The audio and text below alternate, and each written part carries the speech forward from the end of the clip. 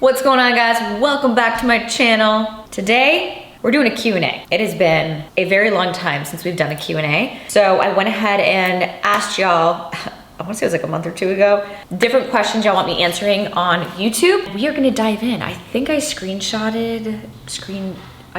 a screenshot of 35 questions. We're definitely not gonna answer all of those today, but we will answer as many as possible. If you guys have other questions, go ahead and comment below. I can always do another Q&A later and I can pull those questions from down below. So, hello?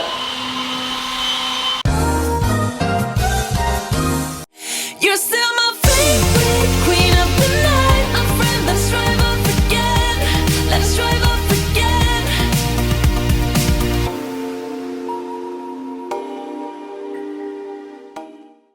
All right, I'm not doing these in any particular type of order. First question, biggest drama at the office. My team is all women and they are amazing. They are extremely creative, extremely intelligent, very hardworking, and we all have to work as a unit in order for everything to flow. Now, I'm not gonna lie, over the years, there has been a little drama, some gossip here and there. It's not perfect, it's just like any other office, but we do preach in our Monday morning meetings and just in random meetings, we're like, guys, like as we grow, not everyone is always gonna get along. You're not gonna be best friends with everyone in the office. And like my team, like everyone is not best friends, but they respect each other and they have to in order for things to come together, to flow together. I will say, you know, in the past, I would be brought things like, oh, you know, this person's feelings were hurt because XYZ. And after a certain amount of time, I was like, do not bring this to my attention unless someone is affected mentally or physically. Like I just can't be, I don't wanna say can't be bothered, but sort of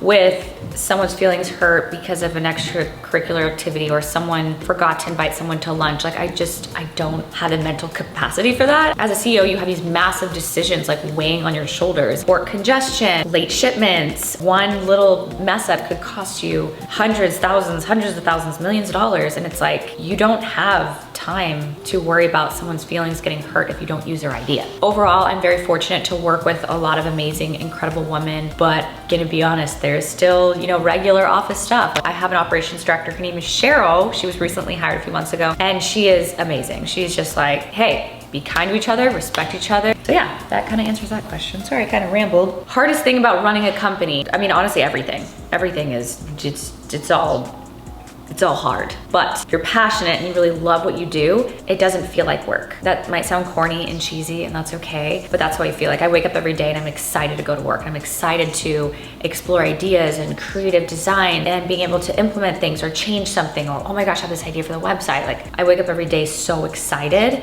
and to me that's success. It doesn't matter like how much money you're making or what you're doing. It's like if you wake up every day and you love what you do, that is success, because a lot of people never find that. Now, when it comes to hard things about the job, two things in particular kind of like pop into my brain. First of all, it's pivoting. Not everyone can do this. You can have the most amazing master plan in the world, but you're still gonna have issues and you're still gonna have to pivot, change, adapt. And that's one of my favorite words. It's like, all right, guys, we gotta pivot, we gotta pivot, we gotta pivot. And not everyone works well with this. When you're launch-based, man, things happen all the time. You have to be able to pivot and adjust. And that's not for everyone. I have some team members that are like, all right, let's go, let's pivot. And then I have some team members that are like, you know, it's hard. I would say the second thing, managing people. To be honest, like that is something that I struggle with personally. And that's why I have an operations director. You know, whenever you have your own company, you're gonna realize like you're not the best at everything. And for me, I struggle with managing a massive team, something that I'm good at, but not excellent at. That's why I found someone to do that for me. And that would be like my advice whenever you have a business. It's, you know, whatever you are not good at, work on to get better, and then eventually hire a professional that can help you elevate that area of the business that you are not particularly good at. Next question. Ooh, this is a juicy one. Man, y'all are just wanting to spill the tea. Have you had any Buff Bunny associates or models or athletes be the worst to work with? Spill, girl. You know, gosh, there has been, not a lot, honestly. I would say, I only think of two that come to mind. Affiliates, what we work with, and then with all the different models and everything that we've used, I would say hundreds. And there's only two where I was like, gosh, one was a model, one was an affiliate. And I was like, it's sometimes you just gotta walk away. So yeah, it's not all sunshine and rainbows, but I think what we do differently is we really vet each person. You know, if it's a professional model, we're just using them one time. They're usually great to work with. They show up early, they're ready to work, and then they go home. Affiliates and athletes, we really vet them to make sure that they're gonna be a good fit. Have you ever cheated on Christian? No. I have never cheated on him. He has never cheated on me. Such a random question. If you were in any other career field, what would you be doing? I know I was going to school to be a doctor, and I could see myself doing that for sure because I love a problem and I love to solve things, but I'm also pretty creative. I see myself doing, I don't know, I guess an Egyptologist. I could see myself in Egypt just digging up all these cool artifacts that other people get to do. I could see myself as a creative director for other brands, because I know I do that for my brand, but at the same time, there's a lot of things that I think of that are like, wow, that'd be so cool, but it doesn't really fit our brand. So I could see myself as a creative director for like multiple companies. Also, I could see myself having a nonprofit organization and running it, like a ranch, just full of dogs, some cats, maybe a couple goats, something like that. Ooh, here's a juicy one. When do you think Christian will pop the question? Let's talk, guys. Let me just get my cup.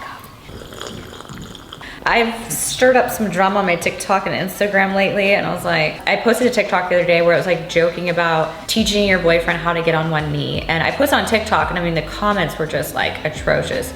Heidi, you're too good for him. You need to leave him. If he hasn't asked now, you need to leave. Go marry someone else. He doesn't want a family. He doesn't want this. You don't want this. You're wasting your time. You're in your 30s. What are you doing? And I'm like, so what did I do? I posted to my Instagram as well. We obviously have our own private conversations when we talk about like marriage and kids and our future and this, but I think the internet has this persona of me where they're like, Heidi is dying to get married. She's dying to have kids. She wants this big wedding, and like you're not letting her fulfill her whole life. In reality, first of all, I don't want a big wedding. I would be happy to elope, and that's just because I guess when it comes to like private special moments like that, I want it to be more sacred. I don't want it on, I don't want a big wedding and everybody watching. Definitely not a lot of kids, like one, maybe two. If I waited to the point where I couldn't have kids, like me and Christian will talk, we'd be happy to adopt. There's so many kids out there that need a home. Growing up, I always envisioned my future to have a career. It wasn't like, oh my gosh, I want to plan my wedding. I know exactly what ring I want, what wedding I want, what colors in my wedding I want. I've never actually picked any of that out. I don't know what kind of ring I want. I don't know what type of wedding I want besides it being small. I remember when I was like 18, one of my sisters was getting married and I caught the bouquet and my dad was like, you're next, toss the bouquet. I always saw myself, I was like, I want a career. I have so much I want to do.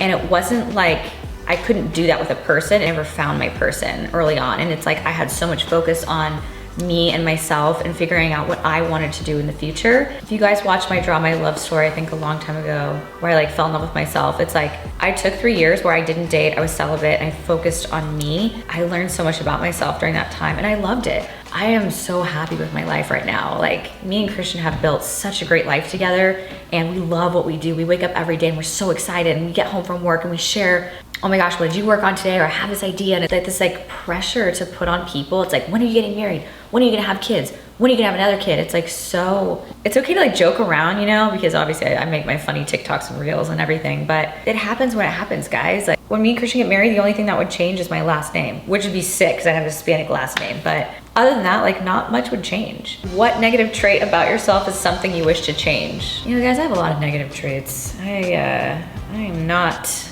perfect person. I'll say the first thing, which I hate that I do, as I say a lot. I say a lot of filler words. Actually, the other day I was like looking at this TikTok to figure out how to stop doing that. And I know it's, I hate interviews and I'm like, I say a lot of filler words and I hate it. Another thing is, look at me just saying it right now. I don't like to stick to budgets with our campaign ideas, and I get yelled at all the time by Cheryl, Paige. The other day I went into the office, I was like, guys, I have this idea. And they were like, that is a massive project and we are just not there yet. Like the crazy idea I wanted to do was probably like I'd probably need like $1 million budget for that campaign video, and we're just not there. So filler words and not sticking to budgets. I'm just gonna leave it with 2 right now, but there is quite a few, guys. How are Alphalete Athletics and Buff Bunny Collections connected? They aren't really connected. So I have my own brand, my own like empire, if you will. Christian has his own, and then like a couple other ones.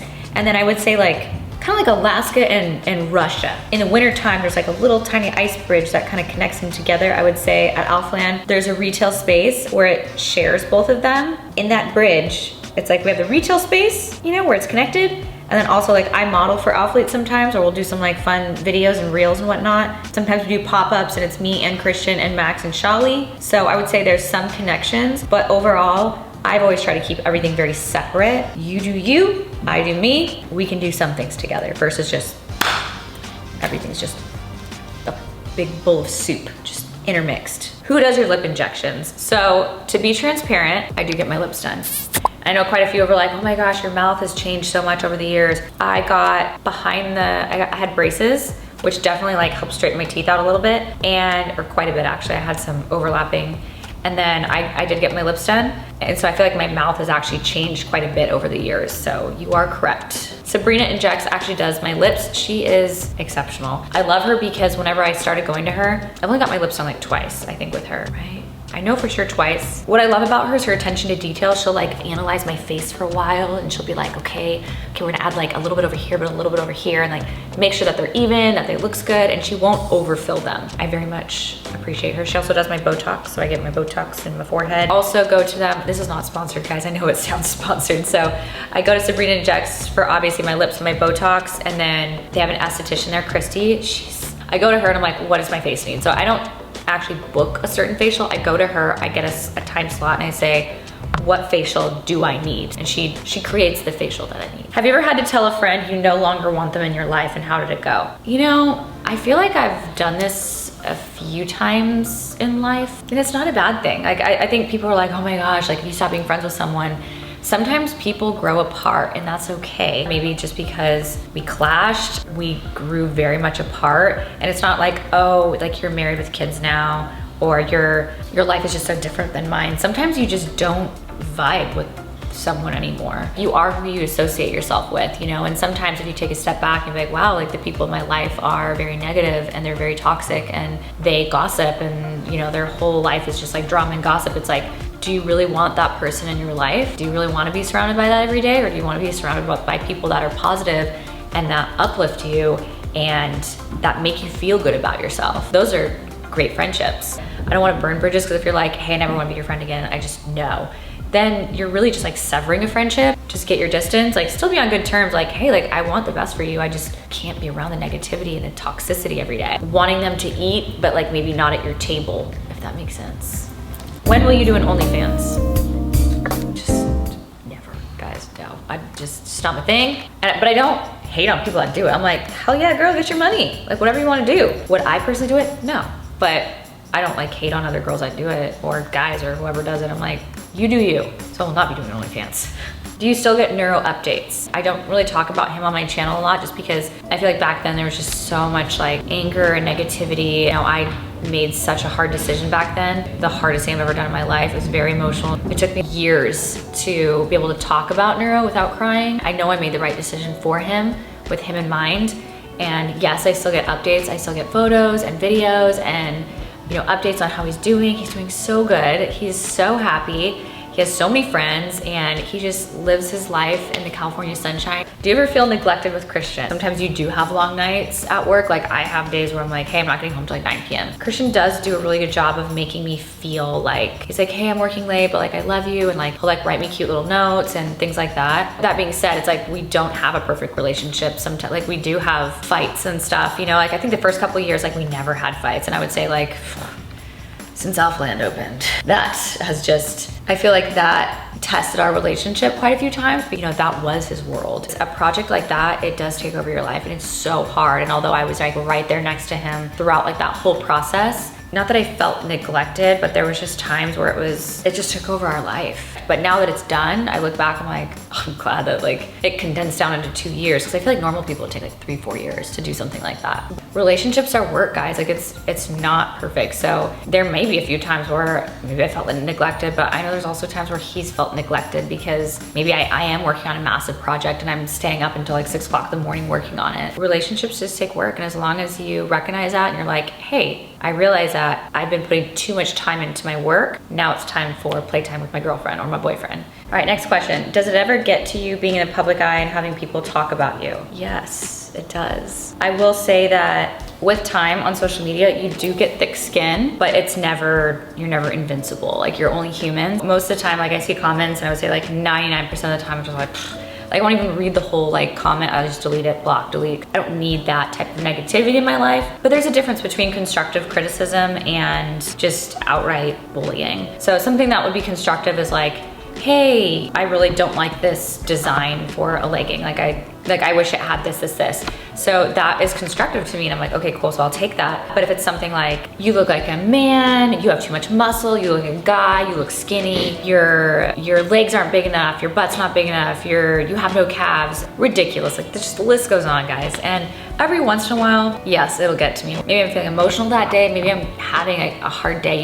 You don't know what people go through day to day. A negative comment will get me one day, and I'm just kind of like, I let it hurt me. But that being said, I think the best thing is not to read into it. Like, if you start to read it, just exit out of the app, just get away from it, because it can hurt you more the more you think about it. Social media is one of the most amazing things in the world. Like, I love what I do. I'm able to create a business and create jobs and bring these amazing women together to be able to create this great company. I'm able to create pieces from the ground up for like all different sizes, and I love what I do. But that being said, there's cons, and that is just social media can be so hard when you're constantly just ripped apart and broken down and judged and looked at like you're an object and not a person. And I think one of the most annoying things when people are like, well, it comes with a job, it comes with social media. It's like, no, it doesn't. Like, you shouldn't have to read these negative, bullying, toxic comments. I mean, there's some people that have like taken their life because of it, or they've become suicidal, depression, anxiety. It's like, that's not fair. Like, that shouldn't be a part of social media, but right now it is. Hopefully one day there'll be some sort of laws. I don't know. Like, I feel like there should be something. Like, people should be held accountable for making someone feel that it's like freedom of speech, but at the same time, there should be some type of line where it's like, this is crossing the line. So I'm hoping one day there'll be something like that. Man, today's Q&A is just deep, guys. Find a fun one.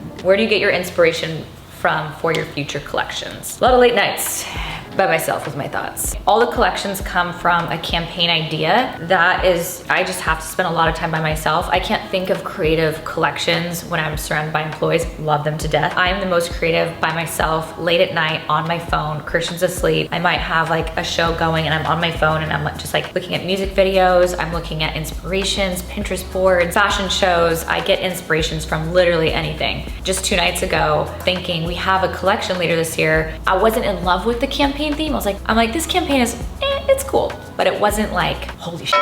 And I wanted that. Like, I was like, God, I feel like we could do this so cool. Literally in 24 hours, I got someone really cool for that video. Like, I can't say anything more than that. That, and then also I thought of a whole other campaign idea, like complete 180. It's insane. So it went from like, oh, this campaign will be cool, to like out of this world. Like, this is gonna be, I have goosebumps. So exciting. The initial idea concept, it's just, it has to be me by myself in the middle of the night, researching, watching videos, doing that. And then I bring it to the team, and then we just make it happen, add things. It's just, sometimes I just have to find the time to be by myself. Ooh, this is a good one. You are always so genuine and put together. Has Christian ever seen you fly off the handle? First of all, thank you so much for thinking that I am so genuine and put together all the time, because I don't always feel like that. Yes, Christian has seen me like cry over the dumbest things. And usually I feel like in the past, whenever I would get my period, I didn't really have a whole lot of side effects or anything like that. Like, I was always very like, oh, I'm on my period, okay, whatever. Now, when I get my period, I would say like I'm more emotional. We might be cuddling, and then he'll kind of like roll over and like go to sleep, and I'm like, you don't care about me? You just want to like lay over and just forget about me? It's fine. I'm like, oh my gosh, I am those memes of those girls that they make fun of. That is me. So yes, I am definitely not perfect. And then sometimes I'll get upset over like the dumbest things for no reason. You good? You're right? You fine? And then 30 minutes later, I get my period and I'm like, ah, that makes sense. I am not always put together. I have my moments. Don't lie, you were feeling Christian when you collabed the first time. And to be honest, no.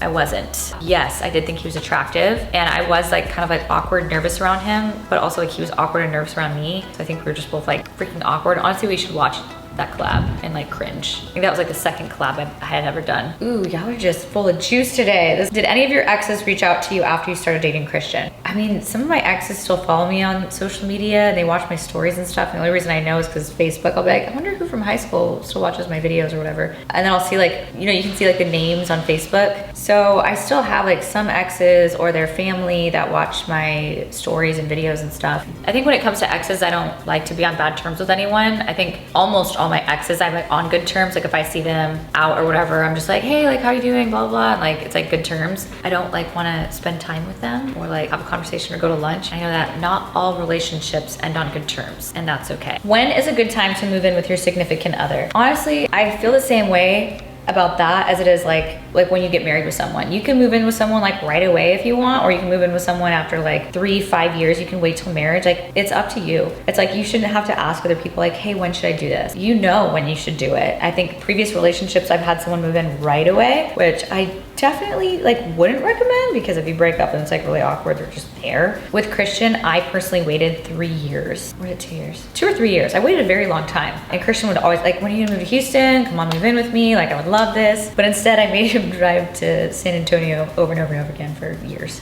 because I wasn't ready to make that step. So I've moved in with someone like within like a couple weeks, and I've also waited 3 years. So it's just like whatever you want. And honestly, there's nothing wrong with doing it right away, like moving in right away, because honestly, the sooner you feel out the vibe of living with them, the sooner you know if you're gonna like live with them the rest of your life. Whatever floats your boats, guys.